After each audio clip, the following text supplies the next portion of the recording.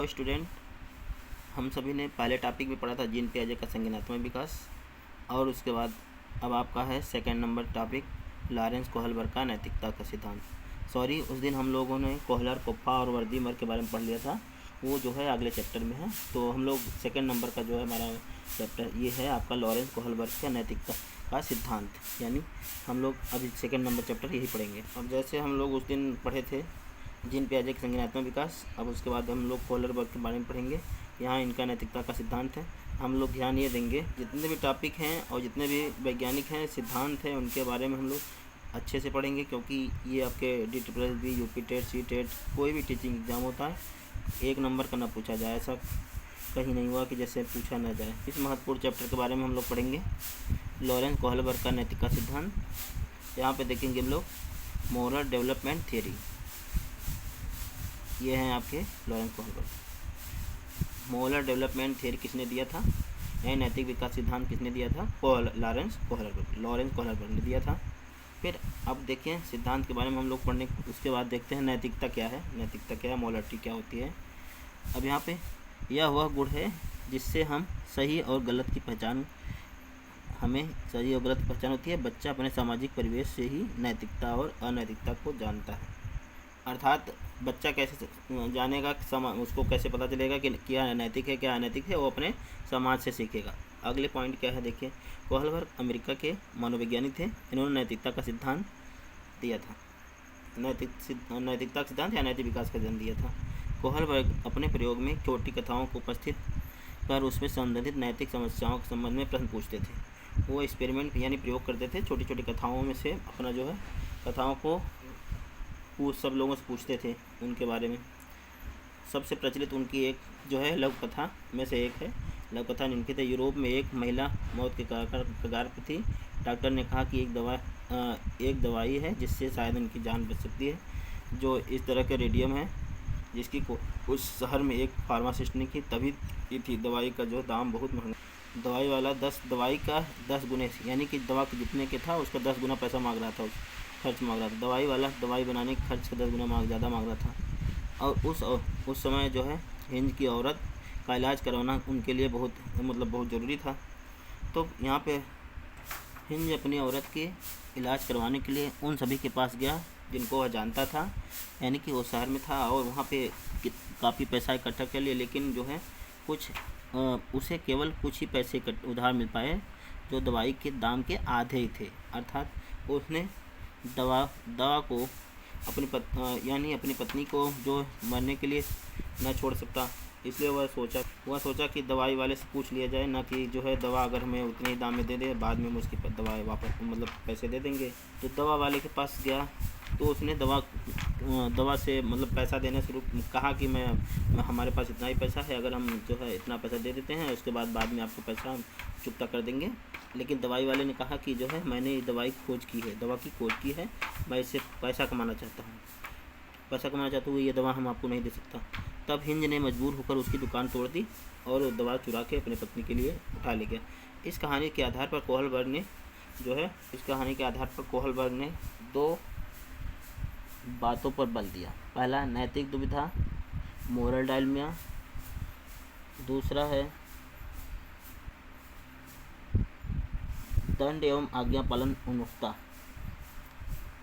पहला आपका नैतिक दुविधा, मोरल डायलेमा है। देखिए यहाँ पे सही और गलत के बारे में डिसीजन लेने में शामिल प्रक्रिया को नैतिक दुविधा कहते हैं। अगर यहाँ पे देखिए हिंज अगर चोरी करेगा तो पुलिस पकड़ेगी और मारेगी, तो उसकी बीवी अगर जो है दवा नहीं ले जाएगा तो उसकी बीवी मर जाएगी। तो यहाँ पे क्या उसने सही किया, यहाँ पे हिंद के दिमाग में जो है ये अगर चोरी करेगा तो पुलिस पकड़ लेगी, अगर चोरी नहीं करेगा तो उसकी बीवी दवा के लिए मर जाएगी। यानी उसके दिमाग में जो है ये क्या होगा, मोरल डायलेमा आ गया, यानी सही और गलत की पहचान नहीं कर पा रहा था। दूसरा पॉइंट आपका है नैतिक तर्कड़ा, यानी मोरल रीजनिंग। सही और गलत में किसी एक को यानी जैसे हिंज ने क्या चुना था, चोरी को चुना था। यानी कि यहाँ पे देखिए हिंज ने जो है, अब यहाँ पर कोहलबर्ग ने नैतिक के 3 लेवल बताए थे। कोहलबर्ग ने नैतिकता के 3 लेवल बताए थे। पहला है प्राथमिक रूढ़िगत नैतिकता का स्तर, प्रो कन्वर्जनल स्टेज 4 से 11 वर्ष, 4 से 10 वर्ष है। प्री कन्वर्शनल स्टेज 4 से 10 वर्ष होती है। इस अवस्था में नैतिकता शून्य होती है, यानी बच्चों की सही और गलत करने में पहचान नहीं होती। इस अवस्था में नैतिक तकरार दूसरे लोगों के मानकों के अनुसार होती है। इस अवस्था को 2 भागों में बांटा गया है। पहला, दंड एवं आज्ञा पालन उन्मुक्ता, पनिशमेंट एंड ऑडिडेंस। इस पे जो बच्चों की सजा क्या पे पालन सजा और आज्ञा पालन पर आधारित होती है। जब हिंज ने चोरी की तो बच्चे ने सोचा कि अगर अब चोरी करेंगे तो पकड़े जाएंगे तो हमारी सज़ा मिलेगी। अब यहाँ पे देखिए, बच्चे की नैतिकता सजा और आज्ञा पालन पर है। जैसे अगर घर में मेहमान आ जाए, अगर बच्चा जो है उनको नमस्कार या पैर आदाब या सब पैर न छुए, नमस्कारी न करे या उनके पास न जाए, तो उसको ये डर लगी रहेगी कि घर वाले भी जो है डांटेंगे। तो यहाँ पे जो है सजा आज्ञा और आज्ञा पालन पर आधारित है। अर्थात यहाँ पे जैसे हिंज ने चोरी करके और इसने उसे सज़ा मिली। इसी का दूसरा पॉइंट है कि साधनात्मक सापेक्षता तथा उन्मुक्ता, इंस्ट्रूमेंटल रिलेटिविटी इंडिविजुअल। इस अवस्था को जैसे को तैसा कहा जाता है। जैसे को तैसा, इसमें जैसा आप व्यवहार करेंगे बच्चे के साथ, वैसा व्यवहार आपके साथ खुद करेगा वो बच्चा। जैसे को तैसा भी कहा जाता है। जैसे यहाँ पे देखिए, एक बच्चे ने दूसरे बच्चे की पेंसिल तोड़ दी तो दूसरे बच्चे ने भी उसके पेन तोड़ दिया या कापी फाड़ देगा, यानी जैसा आप करेंगे वैसा वो भी करेगा। दूसरे स्टेज क्या है? रूढ़िगत नैतिकता का स्तर, कन्वर्जनल स्टेज, यानी 10 से 13 वर्ष। पहला क्या था? 4 से 10 वर्ष था। दूसरा है आपका 10 से 13 वर्ष। 4 से 10 में क्या था? प्राग रूढ़िगत नैतिकता का स्तर। अब ये दूसरा है रूढ़िगत नैतिकता का स्तर, यानी कन्वर्जनल स्टेज। यहाँ पे इस अवस्था में बच्चा दूसरे के सहयोग।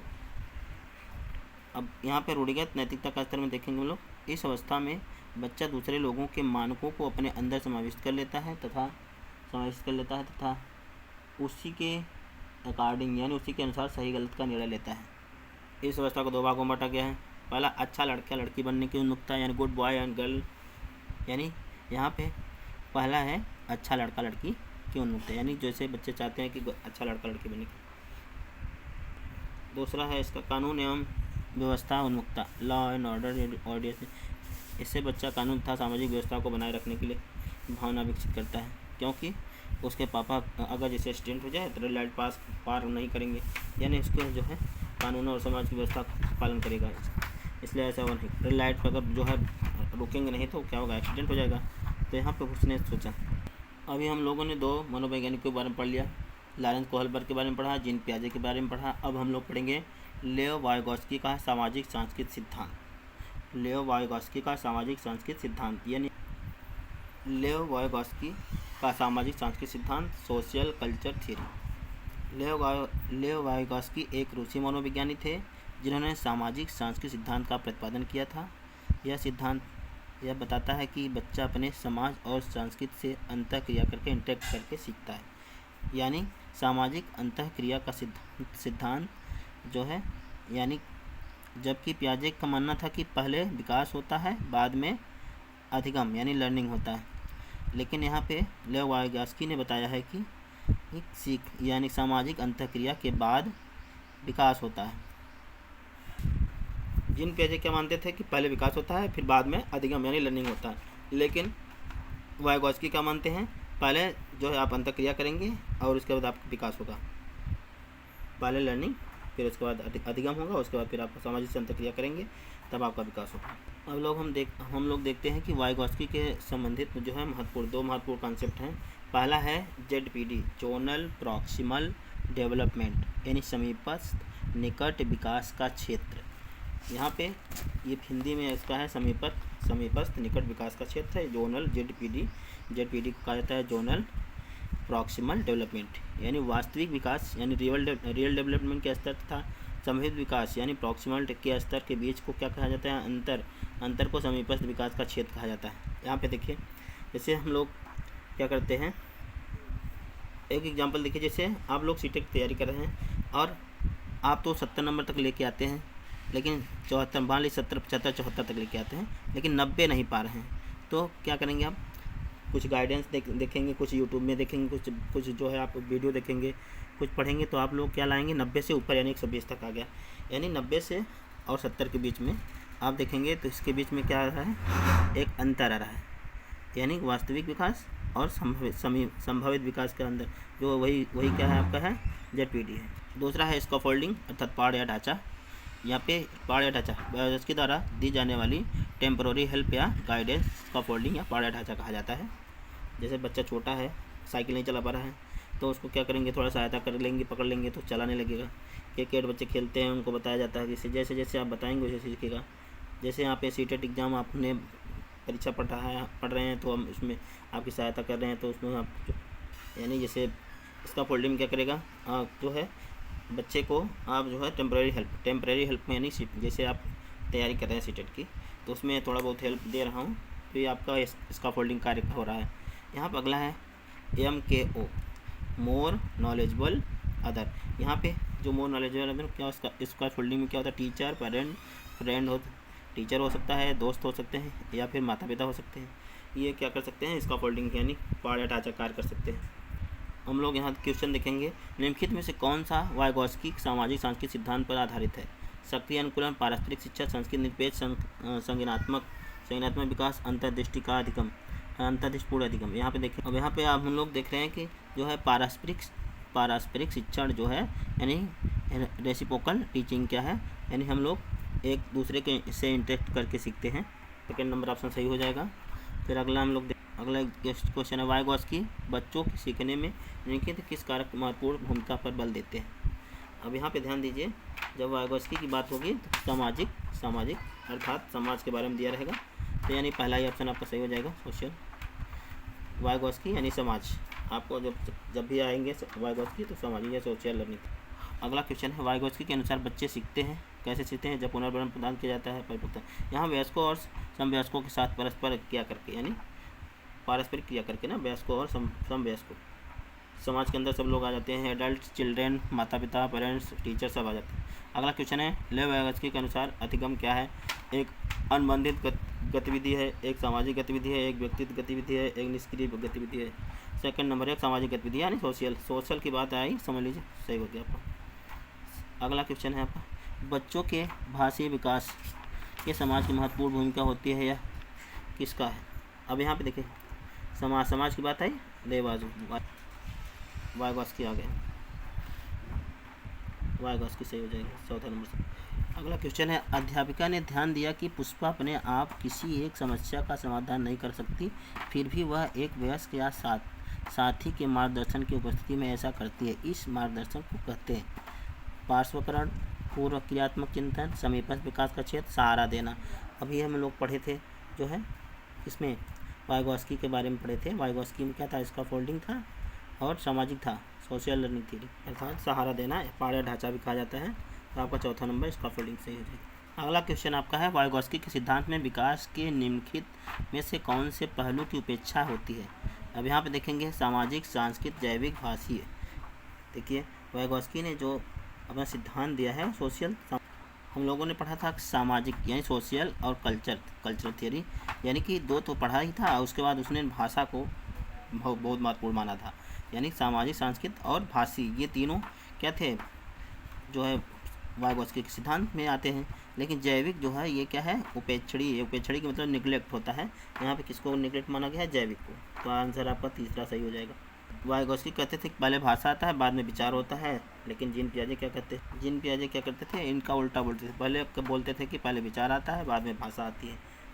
अगला क्वेश्चन है आपका, वाइगॉस्की के सिद्धांत का निहितार्थ है, इसका क्या अर्थ है, जो सिद्धांत दिया उसका क्या अर्थ है। प्रारंभिक व्याख्या के बाद कठिन सवालों को हम कर बच्चे की सहायता न करना, यह गलत है। बच्चे उन बच्चों की संगत के श्रेष्ठतम रूप से सीख सकते हैं जिनका बुद्धि संस्था का कम होती है, ये भी गलत हो गया। यहाँ पे सहयोगात्मक समस्या समाधान, यानी कि हम लोग अगर किसी की सहायता से बच्चा दूसरे की सहायता से पास कर लेगा तो क्या होगा, सहयोग यानी समस्या का सिद्धांत समाधान से ही समस्या का हल होगा। अगला क्वेश्चन है, बच्चों के बारे में निम्नलिखित कथनों में से किस कथन से वाइगॉस्की सहमत होते हैं। बच्चों के वाइगॉस्की सहमत होते हैं। पहला है, बच्चे तब सीखते हैं जब उनके लिए आकर्षक पुरस्कार निर्धारित किए जाते हैं। पुरस्कार की बात नहीं की, गलत हो गया। बच्चों के चिंतन प्रयोगशाला में ये भी पशुओं का प्रयोग किया जाता है, ये भी गलत है। बच्चे जन्म से ही शैतान होते हैं, ये भी गलत है। बच्चे समवयस्कों और वयस्कों के साथ सामाजिक अंतःक्रिया करके समाधान, ये चौथा आपका सही हो जाएगा इन टेस्ट करके। अगला है, लेव वायगॉस्की के समाज संरचना सिद्धांत पर दृढ़ विश्वास रखने वाले शिक्षक के बारे में आप बच्चे निम्नलिखित में से कौन सी विधि को वरीयता दें? पहला है मानकीकृत परीक्षण, स्टैंडर्ड जो है स्टैंडर्ड टेस्ट, ये गलत है। दूसरा है तथ्यों पर आधारित प्रश्न। दूसरा बहुस्तरीय बहुविकल्प प्रश्न, सहयोगी प्रोजेक्ट। यहाँ पे आपका चौथा ऑप्शन है सहयोगी प्रोजेक्ट, यानी यहाँ पे जो है सहयोगी प्रोजेक्ट यानी लेव वायगॉस्की का है। अगला क्वेश्चन आपका है, एक शिक्षिका अपने शिक्षार्थियों को इस रूप से मदद करना चाहती है कि इस स्थिति में अनेक दृष्टिकोण पर सहारा न कर सके, विभिन्न समूह के एक स्थिति पर वाद विवाद कर सके। और वायगॉस्की का जो परीक्षण के अनुसार शिक्षिका विभिन्न दृष्टियों में यानी डैश करके इसका कौन सा तरीका अपना रही है? जैसे पहला है तर्कसंगत, आत्म साक्षात्कार, निर्माण। यहाँ पे आपका सेकंड नंबर ऑप्शन सही हो जाएगा, आत्मसात करना।